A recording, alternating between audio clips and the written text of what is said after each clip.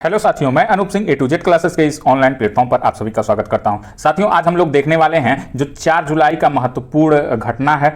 4 जुलाई का संपूर्ण परिचय हम लोग देखने वाले हैं। इतिहास में जो मोस्ट इंपॉर्टेंट है एग्जाम की दृष्टि से, जो एग्जाम में पूछा जाता है और अभी तक पूछा जा चुका है, ऐसे क्वेश्चनों को हम लोग देखने वाले हैं कि क्या क्या महत्वपूर्ण घटनाएं पीछे हो चुकी हैं। इसके साथ साथ हम लोग करंट अफेयर भी देखते हैं, यानी इस क्लास का एक ही नाम है, आप लोग जानते ही होंगे, A to Z, current affair A to Z, मतलब कि संपूर्ण परिचय के साथ साथ करंट अफेयर भी हम लोग देखेंगे जो एग्जाम की दृष्टि से महत्वपूर्ण है।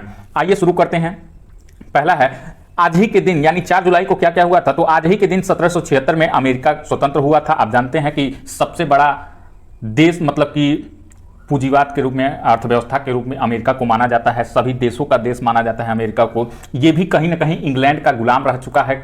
तो 1776 में यह आज़ाद हुआ। और आज़ाद कब हुआ था? तो 4 जुलाई को यह आज़ाद हुआ था, यानी आज ही का वो दिन था। इसको आज ही के दिन को चौथा जुलाई भी कहते हैं, ये भी यहाँ से ध्यान दीजिएगा।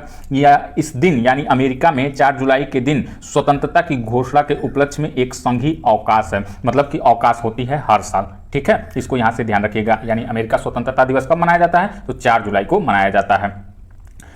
अगले क्वेश्चन की बात करें तो हम लोगों के आदर्श के रूप में कहे जाने वाले स्वामी विवेकानंद जी, इनका निधन आज ही हुआ था 4 जुलाई को 1902 में। 39 वर्ष की अवस्था में इनका निधन हो गया था। और इनको कहा जाता है कि हार्ट अटैक से इनका निधन हुआ था। हालांकि कई जगह हार्ट अटैक मिलता है और कई जगह मिलता है कि मतलब कि ये समाधि में लीन हो गए। कई जगह कई बातें मिलती हैं। अगर हम स्वामी विवेकानंद जी के जन्मदिवस की बात करते हैं तो 12 जनवरी को इनका जन्मदिवस के रूप में मनाया जाता है। जो 12 जनवरी को राष्ट्रीय युवा दिवस, क्या मनाया जाता है? राष्ट्रीय युवा दिवस के रूप में हम लोग मनाते हैं। ये इन्हीं का जन्मदिवस होता है। ठीक है, राष्ट्रीय युवा दिवस ये इन्हीं का जन्मदिवस के अवसर पे हम लोग मनाते हैं। अगर हम बात करते हैं एक महत्वपूर्ण घटना जो भारत और पाकिस्तान को लेकर के, भारत की स्वतंत्रता को लेकर के आज ही के दिन कुछ हुआ था, तो 1947 में ब्रिटिश संसद के सामने भारतीय स्वतंत्रता का बिल का प्रस्ताव रखा गया था और माउंटबेटन ने भारत को आजाद करने के लिए विभाजन ही एकमात्र रास्ता बताया था। और यह भी कहा था कि मतलब कि जो लोग जिसके साथ जाना चाहते हैं वो जा सकते हैं, यानी भारत के साथ रहना चाहते हैं तो रह सकते हैं, पाकिस्तान के साथ रहना चाहते हैं तो रह सकते हैं। ये छूट दी गई। यही एकमात्र इतिहास में बहुत बड़ी गलती हो गई, जो ये एक स्टेटमेंट दे दिया गया कि जिसको जहां पे रहना है वो रहे। अगर ऐसा नहीं हुआ रहता तो आज भारत पूरी तरीके से हिंदू राष्ट्र होता और पाकिस्तान मुस्लिम राष्ट्र। खैर, पाकिस्तान तो मुस्लिम राष्ट्र है ही, लेकिन भारत में भी कहीं ना कहीं मुस्लिमों की संख्या बहुत अधिक है। तो आज ये देखने को नहीं मिलता अगर यही स्टेटमेंट नहीं कहा गया रहता तो।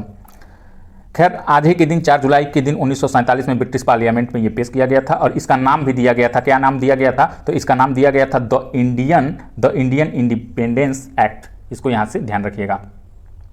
आइए करंट अफेयर के कुछ महत्वपूर्ण क्वेश्चनों को देखते हैं जो कि एग्जाम की दृष्टि से महत्वपूर्ण हो जाते हैं।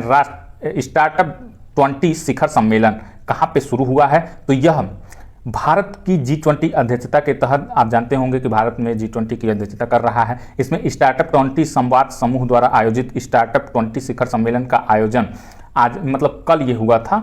3 जुलाई को ये शुरू हुआ था गुरुग्राम में। इसको यहाँ से ध्यान रखिएगा। कहाँ पे हुआ था शिखर सम्मेलन शुरू? तो गुरुग्राम में हुआ था। आज नहीं, ये कल है। कल का ये करंट अफेयर है जो कि आज निकल के आया है। आइए अगला क्वेश्चन देखते हैं। अभी तक 2 बार की विश्व चैंपियन रह चुकी, विश्व कप विजेता रह चुकी वेस्ट इंडीज की टीम ने मतलब कि विश्व कप में क्वालिफाई नहीं कर पाई है और यह असफल रही है क्वालिफाई करने से। इसीलिए इस बार इसको विश्व कप में जगह नहीं मिला है और यह पहली बार हो रहा है 48 सालों में कि जो कि ये क्वालिफाई नहीं कर पाई है। आप जानते हैं कि 2023 का विश्व कप भारत में अक्टूबर और नवंबर में होने जा रहा है, जिसमें वेस्ट इंडीज 1975 और 1979 में इसने विश्व कप जीता था। तो ये क्वालिफाई नहीं कर पाई है। ये भी एक करंट अफेयर का क्वेश्चन है। आइए देखते हैं भारत के लिए नाम रोशन करने वाले यूकी भावरी ने वर्ल्ड टूर पर अपना पहला खिताब जीतकर अपने कैरियर में एक उल्लेखनीय सफलता हासिल की है। यानी क्वेश्चन है, हाल ही में किसने पहला ATP युगल खिताब जीता है? तो भारत की तरफ से खेल रहे यूकी भावरी। ठीक है, इसको यहाँ से ध्यान रखिएगा। और ये किसके साथ खेल रहे थे? तो दक्षिण अफ्रीका के खिलाड़ी लॉयड हैरिस के साथ ये साझेदारी करके भावरी ने मलोरका चैंपियन में युगल ट्रॉफी, यानी ये दोनों लोगों ने ये खिताब जीता है, ATP युगल खिताब। किसके साथ? तो दक्षिण अफ्रीका के खिलाड़ी लॉयड हैरिस और यूकी भावरी। यहाँ से इसको ध्यान रखिएगा। अगला क्वेश्चन की बात करते हैं। तो हाल ही में किसने छठी युवा राष्ट्रीय मुक्केबाजी चैंपियनशिप जीती है? तो इसको ध्यान रखिएगा। चैंपियनशिप हरियाणा ने मध्य प्रदेश के भोपाल में छठी युवा महिला राष्ट्रीय मुक्केबाजी चैंपियनशिप ने 9 पदक जीत करके महिला युवा राष्ट्रीय में अपना दबदबा जारी रखा है। किसने जीता है? तो हरियाणा ने जीता है। और यह कहाँ हो रहा है? तो भोपाल में हो रहा है, मध्य प्रदेश की राजधानी भोपाल में ये हो रहा है। आइए अगला क्वेश्चन देखते हैं। अगला क्वेश्चन है, हाल ही में किसने कोल इंडिया के चेयरमैन का पदभार संभाला है? तो यह है पीएम प्रसाद, जो कि वित्तीय वर्ष 2025-26 तक कोल इंडिया का उत्पादन क्षमता $1 बिलियन टन करना लक्ष्य है। और कोल इंडिया के नए चेयरमैन के रूप में पीएम प्रसाद ने पदभार ग्रहण किया है। इसको यहां से ध्यान रखिएगा। अंतिम क्वेश्चन है, हाल ही में किसने ऑस्ट्रेलियाई ग्रैंड प्रिक्स 2023 जीती है? तो ये कौन है? रेडबुल के हैं मैक्स वर्स्टेपेन ने अपना पहला ऑस्ट्रेलियाई ग्रैंड प्रिक्स 2023 जीता है। और किसको हरा करके जीता है? 7 बार विश्व चैंपियनशिप लुइस हैमिल्टन, जो कि अपनी मर्सिडीज में शानदार ढंग से गाड़ी चला रहे थे, दूसरे स्थान पर रहे। और तीसरे स्थान पर कौन रहे? तो एस्टन मार्टिन, ये फर्नांडो चलाते हैं।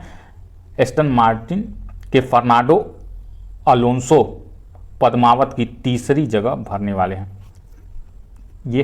ये आज का करंट अफेयर और कह सकते हैं कि जो इतिहास में घटनाएं हो चुकी हैं, ये पूरी जानकारी आप लोगों के सामने है। आई होप ये वीडियो आप लोगों को पसंद आया होगा। अगर वीडियो आप लोगों को अच्छी लगी हो तो वीडियो को लाइक कीजिएगा, शेयर कीजिएगा। ऐसे ही हम लोग रोज आते रहेंगे, मिलते रहेंगे, आप लोगों को अपडेट करते रहेंगे। मिलते हैं कल नए क्वेश्चन के साथ, तब तक के लिए धन्यवाद।